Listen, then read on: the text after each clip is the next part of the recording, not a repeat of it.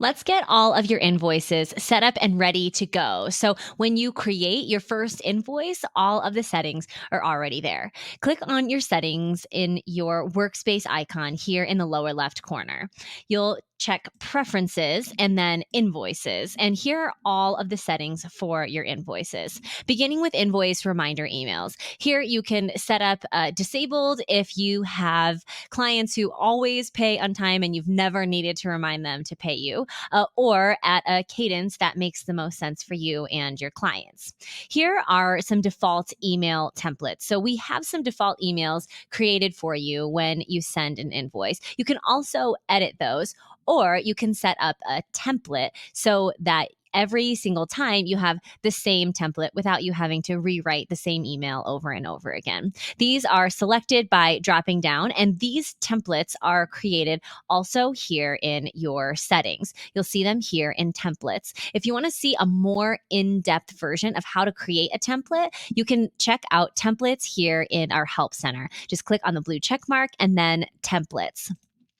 Once you've created your templates, you can choose whichever one you have created for each of these different emails that go out related to invoices. So new invoices, payment confirmation, a due date that's approaching, and a past due notification. You can also select here how you want the lines to show up for your clients. So you can show just a summary of the time or the projects that you worked on, or you can opt to show details with all of the time that you've worked along with the project and the deliverables and any notes that you took, if your clients like to see all of the details. Here you can set up your invoice numbering scheme. You can make it simple and just have one starting number and have the number count up globally, or you can click in the box and create your custom invoice numbering scheme. There are lots of options. There are some that include client initials as well, so you never lose track of which client that invoice was for.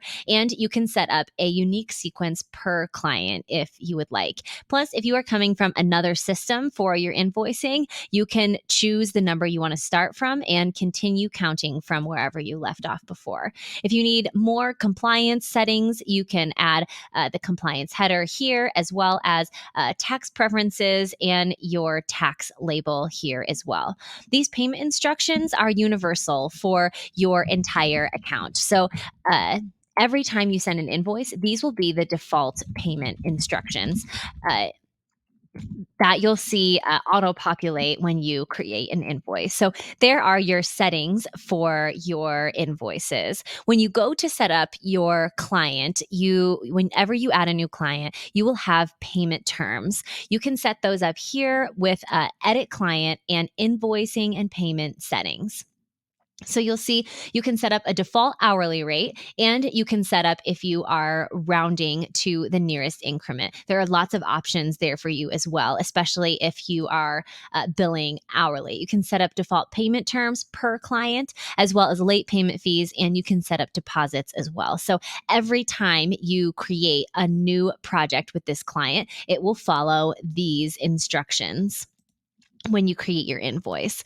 Then per project, you also have a setup for your invoicing. So this is per client. That will be your default rate in case you forget to set up your project, your by project. So let's say you set up a client, but you don't create a project because you don't need to use project management. That's okay. You have that fallback by hour in your client settings.